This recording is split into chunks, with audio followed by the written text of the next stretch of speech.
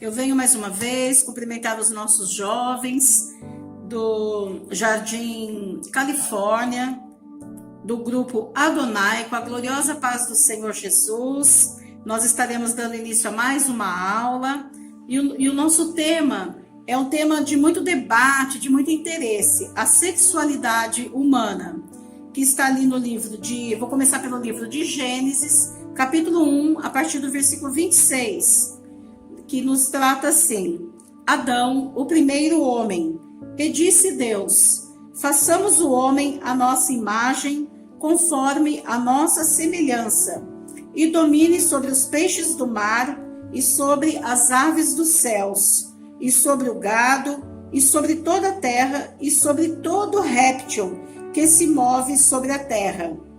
E criou Deus o homem à sua imagem. A imagem de Deus o criou. Macho e fêmea os criou.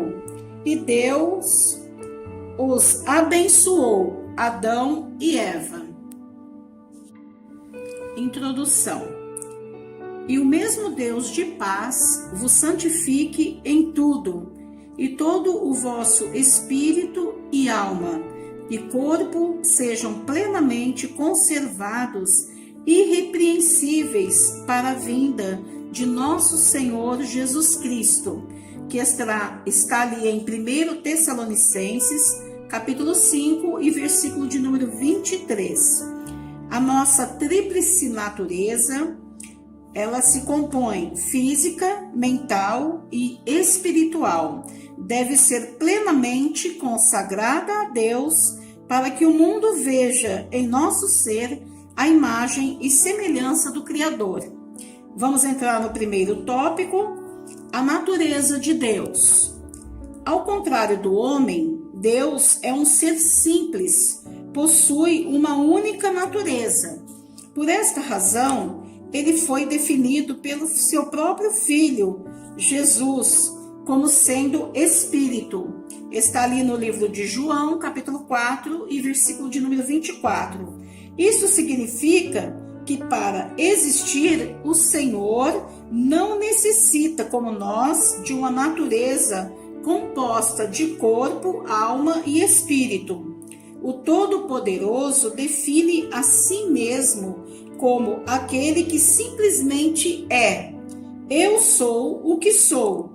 Êxodo capítulo 3, versículo 14 e João 5 e 26, que nos diz: ele existe por si mesmo. Tópico de número 2, a sexualidade humana. A sexualidade humana tem por objetivo a união do homem e da mulher no casamento, como a reprodução da espécie e a glorificação do Deus Criador. Em Mateus capítulo 19, versículo 4, nos diz: Deus criou apenas dois sexos, masculino e feminino. Introdução na aula de hoje, veremos o que a Bíblia nos ensina e prescreve acerca da sexualidade humana. Em conformidade com a palavra de Deus, estamos a buscar o verdadeiro modelo quanto ao uso santo e decoroso do sexo. Em primeiro lugar, veremos que o sexo não é uma construção social, mas algo criado por Deus, um dom cujos reais objetivos não podem ser ignorados. Em seguida, mostraremos as distorções e os pecados sexuais. O sexo foi criado por Deus, não é invencionice humana, quando desfrutado de acordo com as ordenanças divinas, torna-se fonte de bênção ao esposo e à esposa.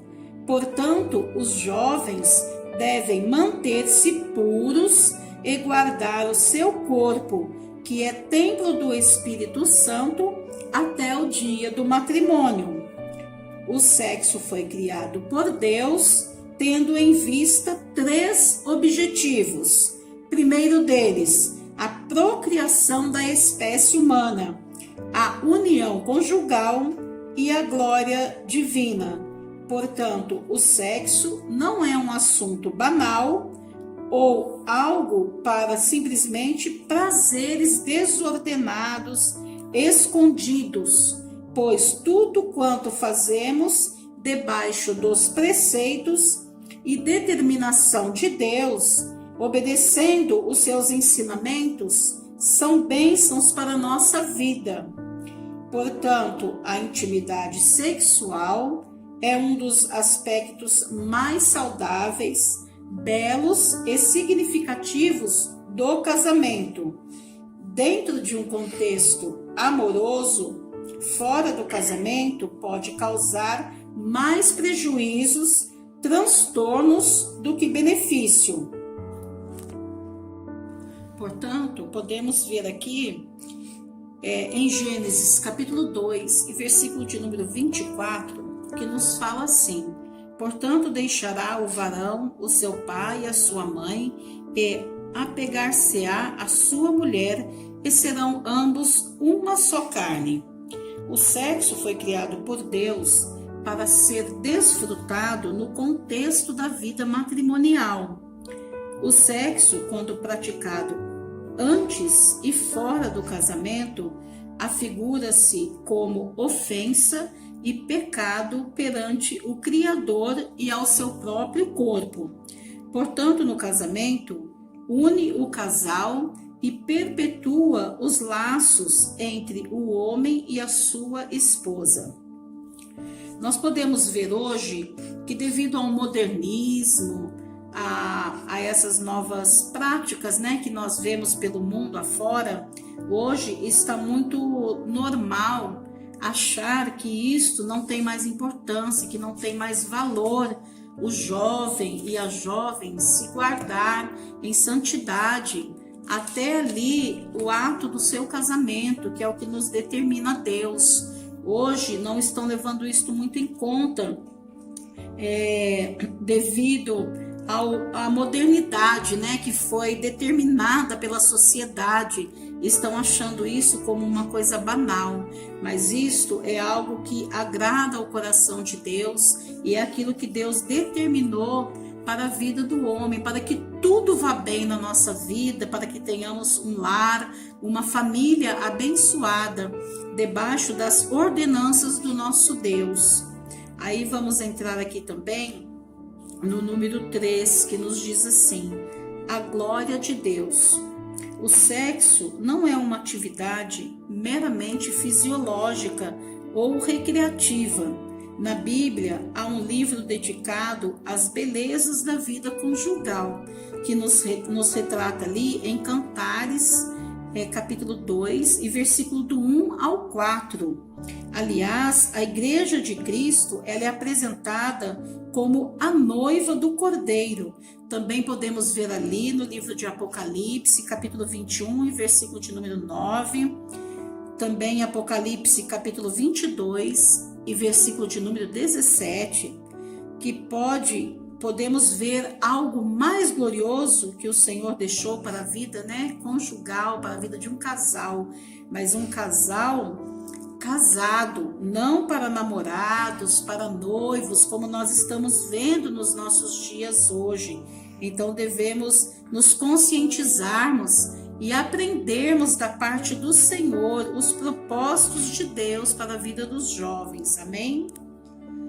Número 4, a ideologia de gênero.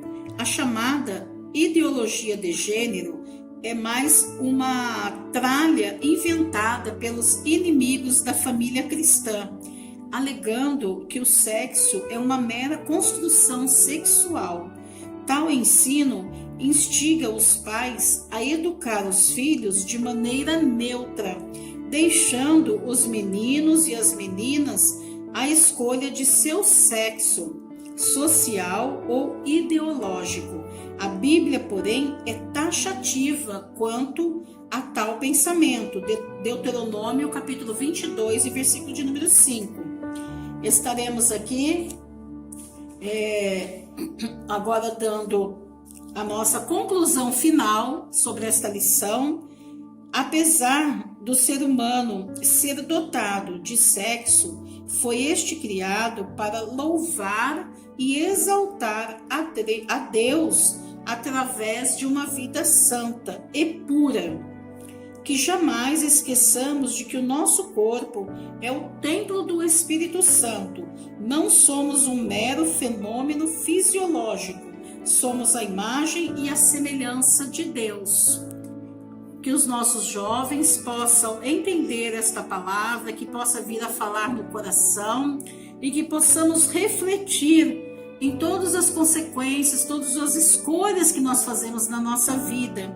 Por isso que hoje nós vemos muitos lares desfeitos, muitas crianças, muitos filhos abandonados, porque são consequências de um ato sexual inconsequente. E os nossos filhos, a família, ela deve ser projetada, programada, porque assim Deus nos projetou de uma forma muito linda, muito bela. E também os nossos filhos, a nossa herança, nós devemos projetar, planejar.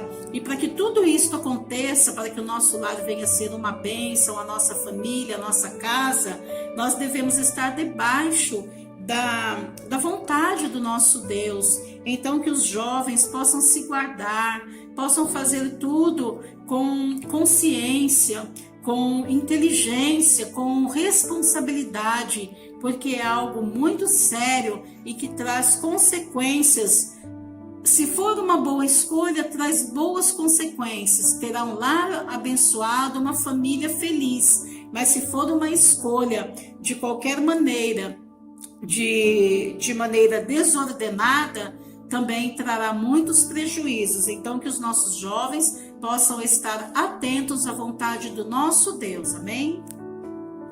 Eu venho mais uma vez agradecer aos nossos jovens, agradecer aos ouvintes desta palavra, que esta palavra possa ficar gravada na tábua do nosso coração e que os jovens possam fazer a vontade do nosso Deus e que o Senhor Jesus venha guardar a vida de cada um, amém? Então estaremos agradecendo ao nosso Deus poderoso por esta rica oportunidade que nos concede nesta tarde e que o Senhor Jesus possa visitar cada jovem, cada mente, cada pensamento, meu Senhor Jesus, guardando, ó meu Senhor, na tua palavra, Jesus querido. Eu quero te agradecer, Senhor, pela vida dos nossos dirigentes, o pastor Walter, o pastor José, o pastor Hildo. Quero agradecer ali ao nosso superintendente, o irmão Pedrinho. Quero agradecer aos professores da Escola Bíblica Dominical e que o Senhor Jesus abençoe. Eu agradeço em nome de Jesus. Amém.